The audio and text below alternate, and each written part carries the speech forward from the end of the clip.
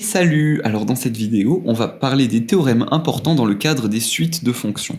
Alors pour ça, on va voir le théorème de continuité, d'intégration et de dérivation. Et ces théorèmes, ils sont issus de ma fiche, enfin ce tableau plutôt, il est issu de ma fiche que vous pouvez télécharger. Le lien est dans la description. Alors dans cette vidéo, on parlera rapidement de ces théorèmes, on va les présenter et un petit peu comprendre la logique sous-jacente. Et dans les prochaines vidéos, on verra des exemples d'application de ces théorèmes. Alors bien sûr, ces théorèmes, ce sont les plus importants, mais il y en a d'autres, etc. Donc nous, on va traiter que les principaux. Et je voulais dire aussi quelque chose d'autre, c'est que ces théorèmes, c'est vraiment le propre de l'étude de suite de fonctions. En fait, finalement, à quoi ça sert qu'on ait prouvé qu'une fonction, enfin qu'une suite de fonctions plutôt, converge uniformément ou converge simplement?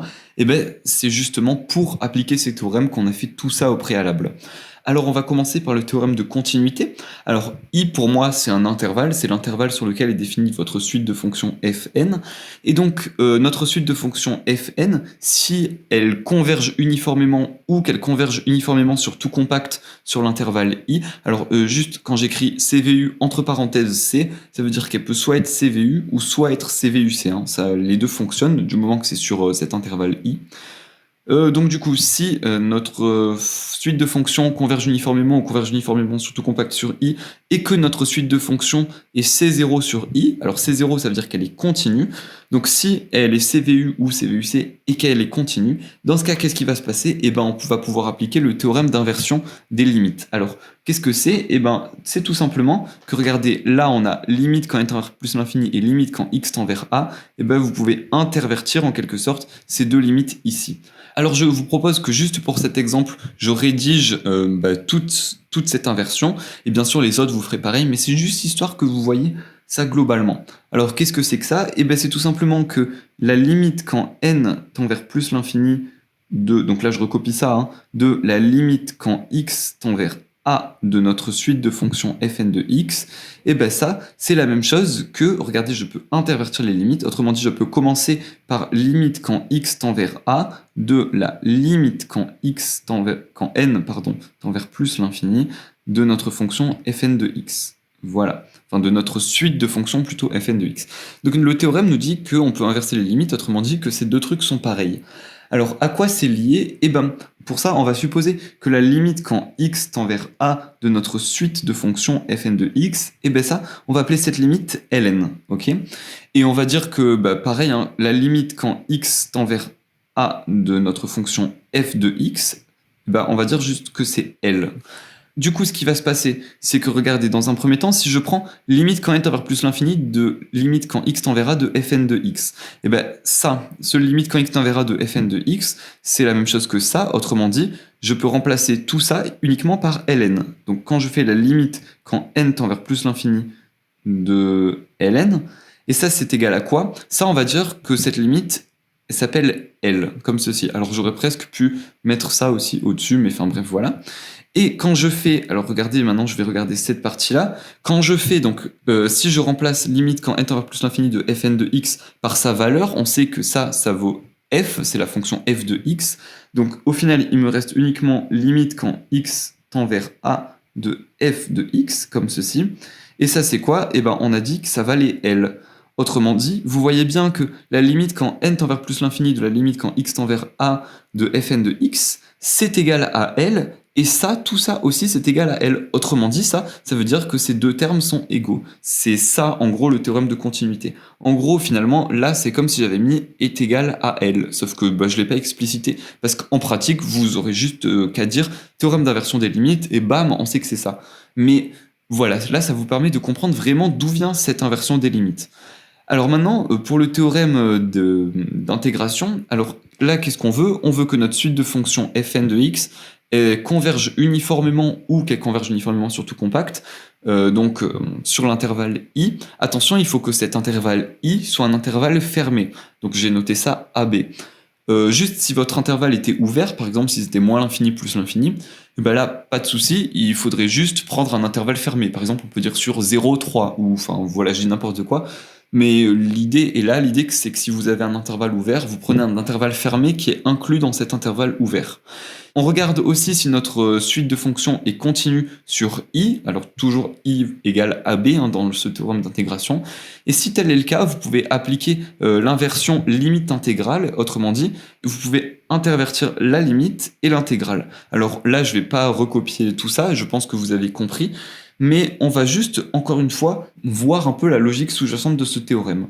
En gros, ce qui se passe, c'est qu'on va supposer que la limite quand n tend vers plus l'infini de l'intégrale de a à b de notre suite de fonctions fn de x, comme ceci, dx, et bien ça, on va supposer que c'est égal à l'intégrale de a à b de f de x dx, comme ceci. Voilà, on suppose ça. Et bien là, finalement, c'est assez facile, puisque ça, ce f de x, c'est la limite quand n tend vers plus l'infini de fn de x. Autrement dit, là, je pourrais développer et écrire intégrale de a à b de limite quand n tend vers plus l'infini de fn de x dx, comme ceci. Et du coup, on retrouve bien notre égalité, qui en fait, ça est égal à ça. Voilà. Donc vous voyez, au final, c'est assez facile aussi. Là, on a bien interverti la limite et l'intégrale, donc entre ça et ça. Alors maintenant, on va parler du théorème de dérivation. Alors lui, quelles sont les conditions? Il va falloir vérifier 3 trucs. Le premier truc à voir, c'est que notre suite de fonctions converge simplement sur i. Ça, c'est assez important. Et il va aussi falloir vérifier que notre suite de fonctions est C1 sur i. Alors C1, ça veut dire quoi? Ça veut dire que notre suite de fonctions est continue, qu'elle est dérivable et que la dérivée est continue. Juste, i, cette fois-ci, c'est plus un intervalle fermé. C'était que dans le cadre de théorème d'intégration. Pour la dérivation, i, ça peut être n'importe quel intervalle. Ensuite, le troisième truc à vérifier pour ce théorème de dérivation, c'est que la dérivée de fn converge uniformément ou converge uniformément sur tout compact, donc sur l'intervalle i. Alors là, vous voyez, c'est plus fn, mais c'est fn' qu'il va falloir vérifier. Donc vous voyez, il y a quand même une petite subtilité ici. Et donc dans ce cas, qu'est-ce que je peux faire si j'ai vérifié ces 3 conditions? Eh bien je peux appliquer le théorème d'interversion limite dérivée. Autrement dit, la limite quand n tend vers plus l'infini de la dérivée de fn de x, c'est la même chose que la dérivée de la limite quand n tend vers plus l'infini de fn de x.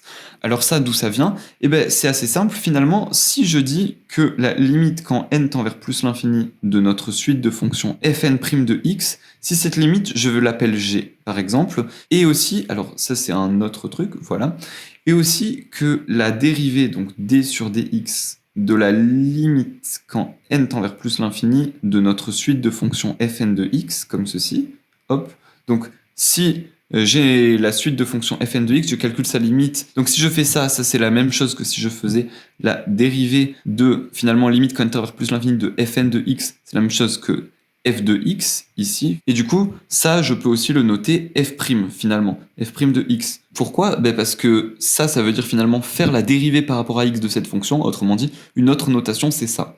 Alors juste je vous propose que j'enlève le x ici, donc si ça on l'appelle f' et ça on l'appelle g, et bien dans ce cas le théorème nous dit que f' égale g.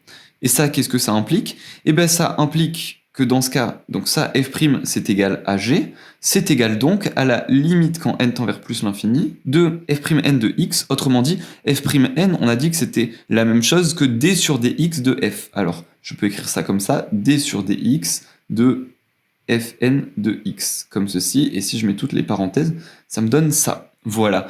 Donc vous voyez, encore une fois, on a réussi à montrer en quelque sorte ce théorème d'inversion de la dérivée et de la limite, donc entre là et là, vous voyez bien qu'on a interverti la limite et la dérivée ici par rapport à là. Voilà. Enfin, un dernier truc à savoir, c'est le théorème de continuité. Alors, ce théorème nous dit quoi? Eh bien, il nous dit tout simplement que si vous vérifiez ces 2 conditions, ou ces 2 conditions, ou ces 3 conditions, ça veut dire que la fonction f, elle est continue. La fonction f, c'est la fonction vers laquelle tend la suite de fonctions fn de x. Alors voilà, ça en pratique, on sait assez bien le montrer, mais c'est toujours intéressant. Si on vous pose la question, vous connaîtrez ce théorème. Alors juste, je vois qu'avec les noms, c'est pas spécialement évident de s'y retrouver, alors on va faire un point sur les noms des théorèmes. Le théorème de continuité, qu'est-ce que c'est? Si vous vérifiez ces 2 conditions, ou ces 2 conditions, ou ces 3 conditions, et que vous voulez prouver que f est continu, et bien dans ce cas, vous appliquez le théorème de continuité. Donc c'est uniquement cette ligne-là. Tandis que le théorème d'inversion limite-limite, c'est quand vous vérifiez ces 2 conditions, on fait ça.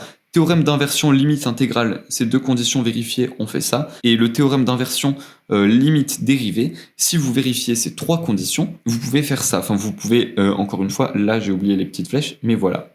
Voilà, alors juste ce théorème, on l'appelle aussi le théorème d'intégration et celui-ci de dérivation.